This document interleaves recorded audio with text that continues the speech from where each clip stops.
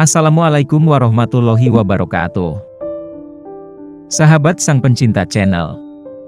Sebagian ulama mengatakan bahwa di antara khasiat surat Yasin yang dibacakan untuk orang yang sedang menghadapi ajalnya, dan orang yang meninggal dimaksudkan untuk memohon agar rahmat dan berkah diturunkan bagi orang yang meninggal. Selain itu, sebagai penolong mayit agar mendapat ampunan dan keringanan siksa kubur. Hadis anjuran membacakan surat Yasin untuk orang meninggal salah satunya diriwayatkan oleh Abu Daud dan Ibnu Majah, bahwa Rasulullah Shallallahu Alaihi Wasallam telah bersabda. Dari Emakol Ibnu Yasar radhiyallahu anhu yang mengatakan, bahwa Rasulullah Shallallahu Alaihi Wasallam pernah bersabda, bacakanlah ia untuk orang-orang mati kalian, yakni surat Yasin tersebut. Dalam hadis lain yang diriwayatkan dari Abu Hurairah radhiyallahu anhu tentang surat Yasin kalbunya Al-Quran dan dianjurkan dibacakan bagi orang yang meninggal dunia. Dari Emakol Ibnu Yasar radhiyallahu anhu yang mengatakan bahwa sesungguhnya Rasulullah Shallallahu Alaihi Wasallam pernah bersabda, Al-Baqarah adalah punuk Al-Quran dan merupakan puncaknya, diturunkan bersamaan dengan tiap ayatnya sebanyak 80 malaikat, dan ayat yang mengatakan, Allah tidak ada Tuhan melainkan Dia yang hidup kekal lagi terus-menerus mengurus makhluknya. Surat Al-Baqarah ayat 255, dikeluarkan dari bawah arasy maka aku hubungkan atau aku gabungkan dengan surat Al-Baqarah ayat tersebut. Dan Yasin adalah kalbu Al-Quran, tidak sekali-kali seseorang membacanya karena mengharapkan pahala Allah dan hari kemudian, melainkan diberikan ampunan baginya, dan bacakanlah surat Yasin buat orang-orang mati kalian.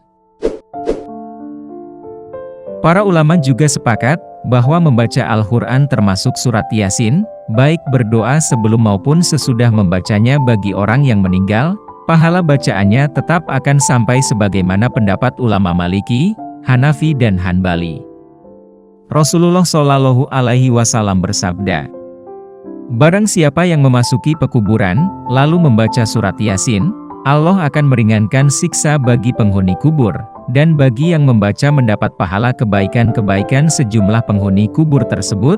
Hadis riwayat Abdul Aziz.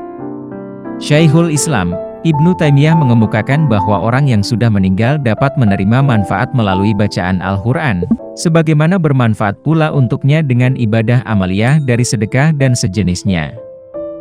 Imam An-Nawawi dalam kitab Al-Adhkar menjelaskan, bagi orang yang berziarah kubur disunahkan memperbanyak membaca Al-Quran dan zikir, serta berdoa untuk ahli kubur atau orang yang meninggal tersebut. Hal ini berdasarkan hadis Nabi, Rasulullah bersabda, siapa yang menolong mayit dengan membacakan ayat-ayat Al-Quran dan zikir, Allah memastikan surga baginya. Hadis riwayat Ibnu Abbas dalam Sunan Al-Nasai 2 halaman 200. Dalam kitab Tankih Al-Qaul Al-Hadis halaman 28 dijelaskan bahwa Rasulullah memerintahkan agar bersedekah untuk keluarga yang sudah meninggal walau dengan seteguk air.